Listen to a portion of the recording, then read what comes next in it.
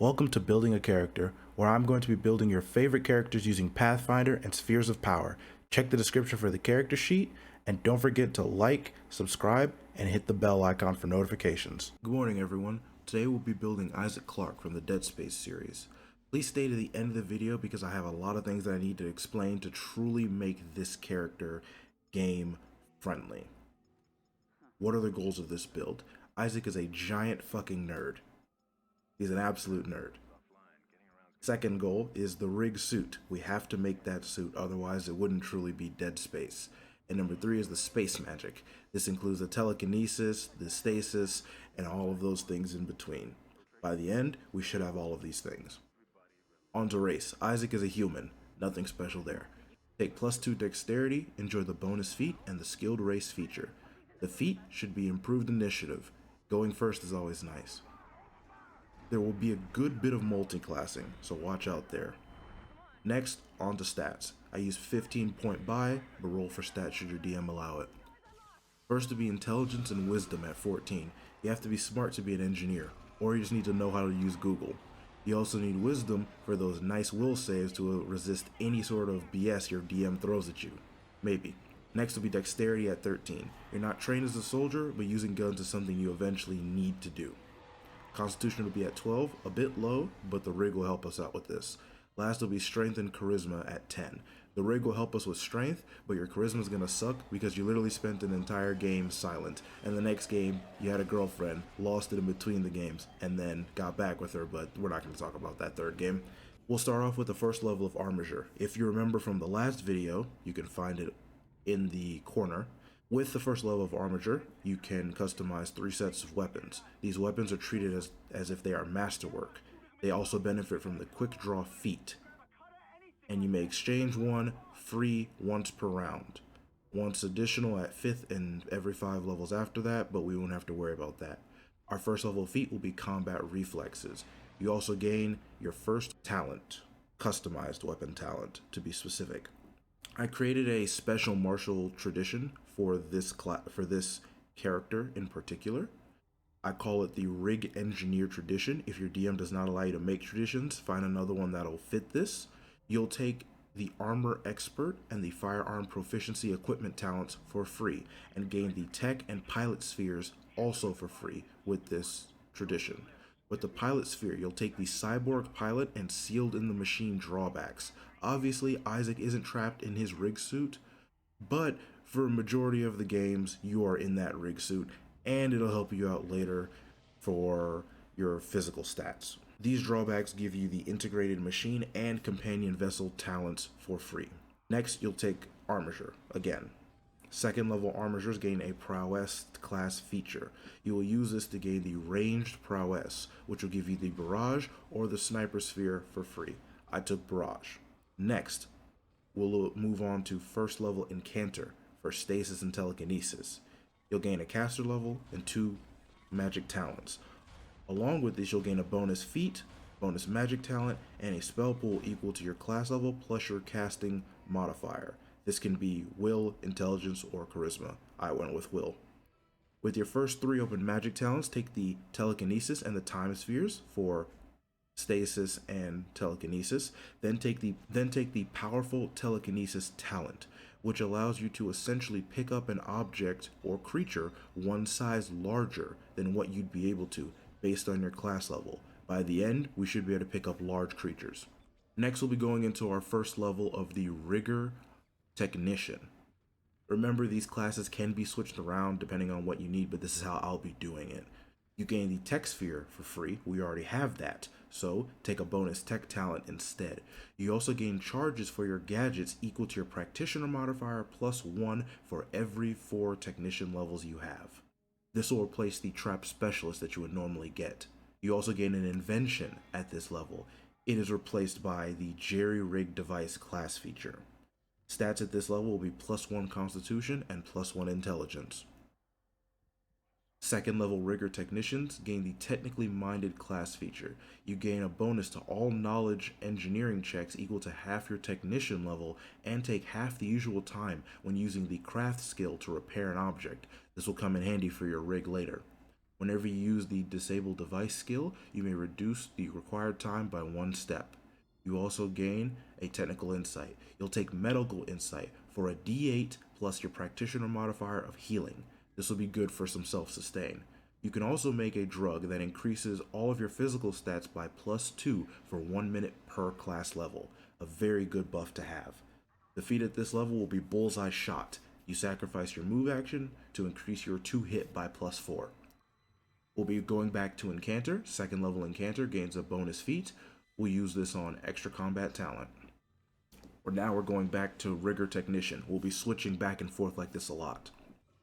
You gain a 2nd invention, and you gain Danger Sense +1 for that main character plot armor. You also gain Trap Insight, and your feat at this level will be Craft Technological Arms and Armor. Beforehand, your customized weapon or the weapons you would have used would have just been regular firearms that you were proficient with. Now you can go in deeper and actually make the plasma cutter, the line gun, the flamethrower, and whatnot. I went with those 3 on the character sheet. Make sure you remember to check the character sheet in the description below. 3rd level Incanter will gain another bonus magic talent. Stats at this level will be +1 Constitution and +1 Wisdom. We're at level 8, just in case you lost track.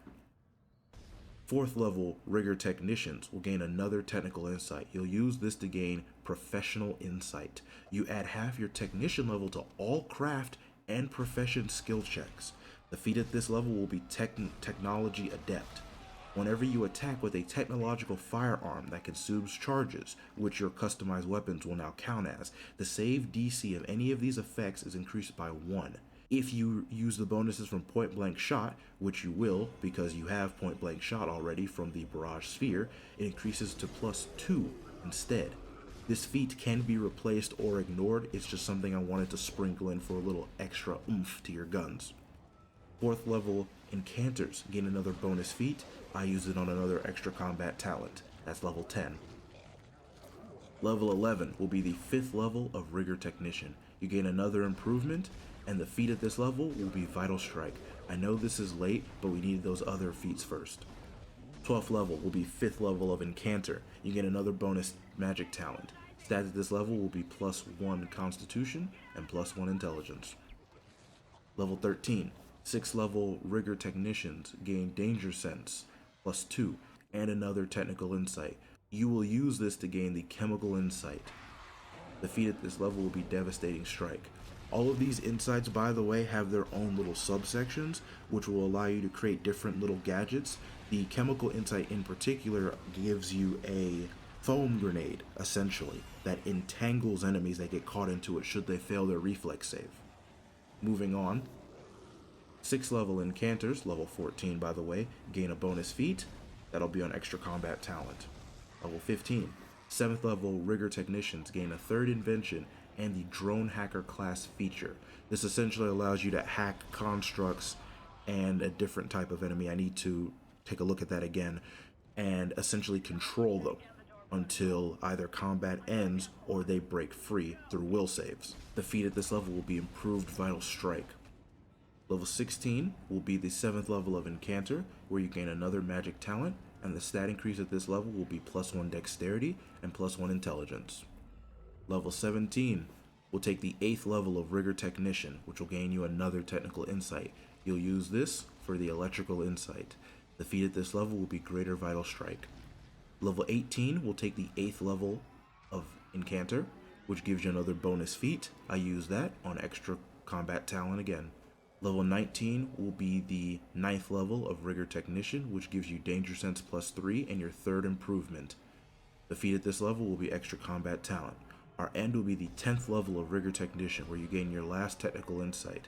This insight will be Mechanical Insight for landmines. I know it's really late, but you can always switch these insights around as you progress should you need them. The final stat increase will be +1 Dexterity and +1 Wisdom. We're through with the levels. Now we'll get on to the rig suit. The suit itself cannot exceed medium size because of the drawbacks that we took, so keep that in mind. I took an absolute defensive approach. By level 20, you'll have 5 enhancements. 2 of them will come from the pilot sphere, which is in the character sheet. I took the extra 2 from that sphere, and in total, your suit should have 94 health on average, 29 hardness, 18 armor AC, and 5 shield AC. This is because of the bipedal nature of the suit. You gain shield AC, I believe, at 3rd level. Since you are trapped in the suit, you have a total AC of 42. Remember, you cannot leave the suit. If the suit goes down, you have to spend the time to repair it, both in and out of combat. The suit will also give you a bonus of 8 strength and 12 dexterity based on what I chose. Yours will probably differ. And, little side note, there is an enhancement that you may unlock at level 13 called Shielded Cockpit, which essentially gives you construct features while you are inside of your inside of your suit. You are always inside of your suit. So, you now gain an immunity to bleed, disease, death effects, necromancy effects, paralysis, poison, sleep effects, and stunning. I personally did not take it, but I would highly, highly, highly recommend it. On the character sheet, you'll also see a lot of the talents that I took for obvious reasons that I mentioned throughout the video. Remember that your weapons also have a single customized weapon talent that you can put on them. Don't forget that. Now it's time for the pros and cons of this build. For pros, you have construct immunities without being a construct. Do I even need to say anything more than that? If you took that talent, of course. Number 2, you are very game friendly. Obviously, the construct immunities are out of the question, but this is as game friendly as it's going to get for Pathfinder, in my opinion. Number 3, you have 2 health bars, technically. It totals out to 234 HP. This is not including the 42 AC and the 29 hardness that is always active since you cannot leave the suit. For cons, it requires a very heavy dip into the tech and pilot sphere, both of which are technically third-party classes. My fault, third-party spheres. And you're going to need to talk to your DM about that. Not to mention, it is a very futuristic character, so the setting needs to fit. Number 2, your damage is awful before level 7. It's basically non-existent, and it's really not going to spike until level 11 since I waited so long to take Vital Strike, but it was necessary to get access to those technological weapons. And number 3, once your rig hits 0 HP, it has 94 by the way on average, you'll need to spend time in combat to repair it. I think it would be a standard action because we also have the technician levels, but that's a standard action that you're not able to do anything other than repairing. But that's the build. I hope you enjoyed the video. Please comment and let me know what I can do to improve on these. Next week, I'm thinking of doing a character from Fate. We'll see how that goes.